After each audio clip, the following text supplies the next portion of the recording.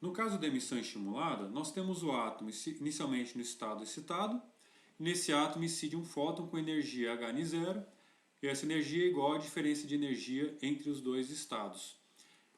Então há uma probabilidade finita de ocorrer uma transição desse átomo, do nível de maior energia para o de menor energia, emitindo um segundo fóton idêntico ao primeiro. Tá? E esse fóton emitido por emissão estimulada tem a mesma frequência, ou de maneira equivalente, tem a mesma energia, mesma direção e mesma fase do fóton incidente. O Sigman não gosta muito dessa imagem, né, do fóton, né, como sendo uma partícula atingindo o átomo e gerando o segundo fóton aqui. Porque ele diz que essa imagem acaba escondendo esse fato aqui, né, que esse fóton é idêntico ao primeiro. Segundo o Sigman gosta de uma figura mais clássica, né, em que, digamos, o átomo está lá no estado excitado e vem um fóton, né, que um campo elétrico que perturba esse átomo, levando ele para um nível de menor energia e daí emitindo o segundo fóton idêntico ao primeiro. Né? Então ele diz que a energia do fóton, né, o campo elétrico do fóton, ele é a nossa força, é a força aplicada ali. Então por isso que o átomo emite um fóton idêntico, né? Ele é estimulado a emitir esse fóton idêntico. Daí o nome emissão estimulada. As equações de taxa, nesse caso, vão ficar dessa maneira. Então, para a população do nível 1, é igual a seção de choque de emissão estimulada vezes a velocidade, vezes a população de fótons e a população do nível 2. Tá? Então, aqui, para ficar claro, né, o sinal aqui é um sinal de mais. Tá? Por quê? Porque a população do nível 1 ela aumenta quando ocorre a interação entre o fóton e o átomo. Tá? E as populações que interagem são as populações de fóton, a população de fótons com a população do nível 2. Tá? A equação de taxa para o nível 2 é menos a seção de choque de emissão estimulada vezes a velocidade da luz, vezes a população de fótons, vezes a população do nível 2. E a população de fótons, ela aumenta, né? Então, seção de choque por emissão estimulada, vezes a velocidade, vezes a população de fótons, vezes a população do nível 2. Nós vamos usar agora o modelo de Einstein para demonstrar algo bastante interessante. Vamos supor inicialmente, então, que nós temos um dado meio material dentro de uma cavidade de corpo negro. Então, se vocês estudaram bem cavidade de corpo negro, vocês já estão sabendo bastante aqui dessa aula. Tá? Então, essa cavidade está numa temperatura constante T, tá? E está em equilíbrio térmico. Tá? Então, T vai ser mantido constante. Então, dentro dessa cavidade de corpo negro, né, tem um meio material, tá? E lá tem uma transição, tá? Do nível 1 para o nível 2 e aí está ocorrendo o quê? Absorção, emissão estimulada e emissão espontânea nessa transição. Todos esses processos estão acontecendo simultaneamente. Bom, se ele está dentro de um corpo negro, uma cavidade de corpo negro, quer dizer que esse meio está imerso na radiação de corpo negro. Então vocês lembrem lá, né, da distribuição, né, que tem aquele espectro bem em banda larga, tá, na radiação de corpo negro. Então isso é capaz de excitar essas transições aqui, né, de absorção e emissão estimulada. Bom, vamos pegar uma equação de taxa para o nível 1. E como é que ela é? Então nós vamos ter o quê? Nós vamos ter o processo de absorção. Então o nível 1 vai ser menos seção de choque de absorção vezes a velocidade da luz, vezes a população de fótons, vezes a população do nível 1, tá? Mais seção de choque de emissão estimulada vezes a velocidade da luz, vezes a população de fótons, vezes a população do nível 2, mais N2 sobre tal espontâneo, mais o decaimento por emissão espontânea. Tá? Em regime permanente, né, as derivadas são nulas. Então vamos considerar uma solução em regime permanente, então a dN1dt é igual a zero. Então nós igualamos essa equação aqui a zero. Tá? No esvelto, vocês vão ver que ele chama esse termo aqui de taxa de absorção. Então esse termo todo aqui, ele chama de W12, né? Que é a taxa de absorção. E o subíndice 1,2 é porque o átomo está indo do nível 1 para o nível 2.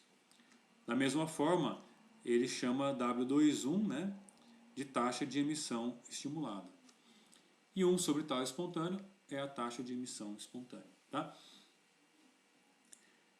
Nós sabemos que o ρn0 é população de fótons vezes Hn0, tá? Da nossa aula de radiação de corpo negro.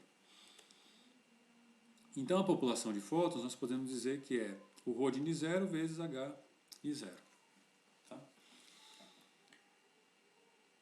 Então vamos substituir a população de fótons nessa primeira equação aqui. Tá? Então vai ficar menos sigma ABS menos seção de choque de absorção vezes C sobre Hn0 vezes ρn0 vezes N1. Tá? E assim por diante. Tá? É só fazer essa substituição. No esvelto você vai encontrar esse termo aqui como sendo B12, tá? E aqui B21. E 1 sobre tal espontâneo, A21. Tá? Então a equação fica dessa maneira. E usando agora os termos B e A, né, esses aqui são os coeficientes A e B de Einstein. Tá certo?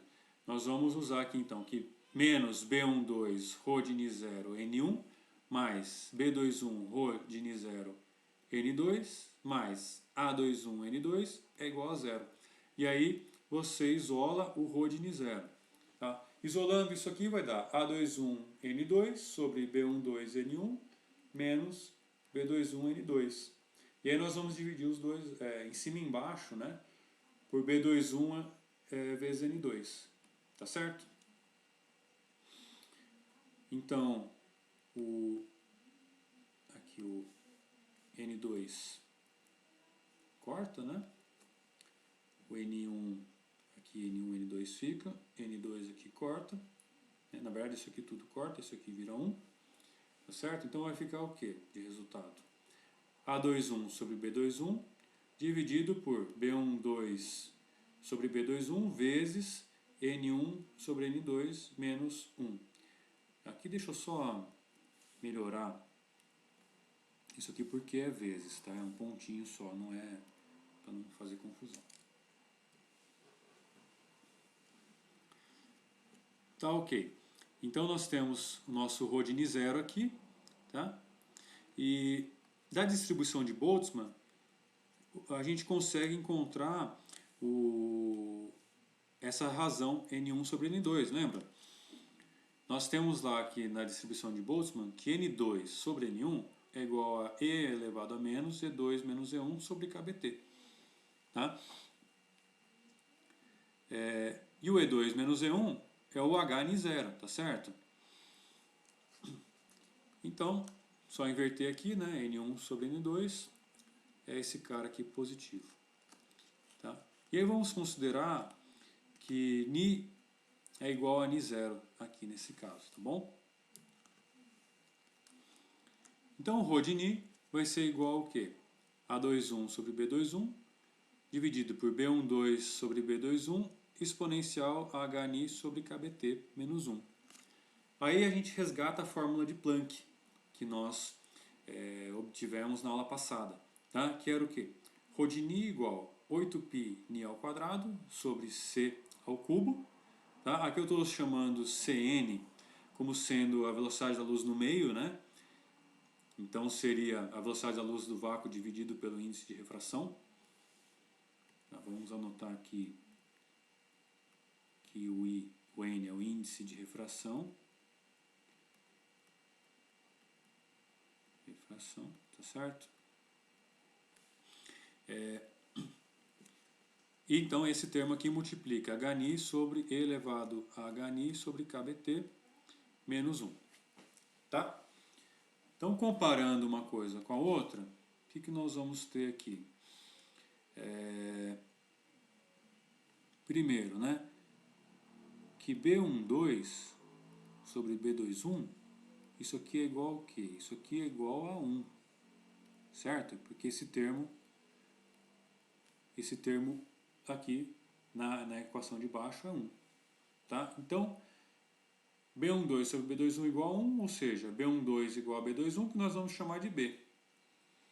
Tá? Resgatando lá o B12 e B21, nós temos que eles são seção de choque de absorção vezes velocidade da luz sobre Hν0 é igual a seção de choque de emissão estimulada vezes a velocidade sobre Hν0. Ou seja, a seção de choque de absorção é igual à seção de choque de emissão estimulada por uma dada transição. Tá certo?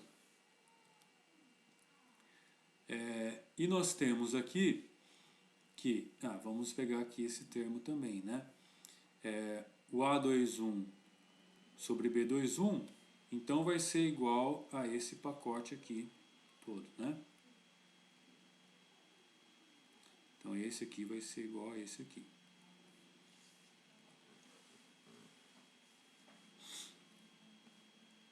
Nós vamos chamar o A21 de A, tá?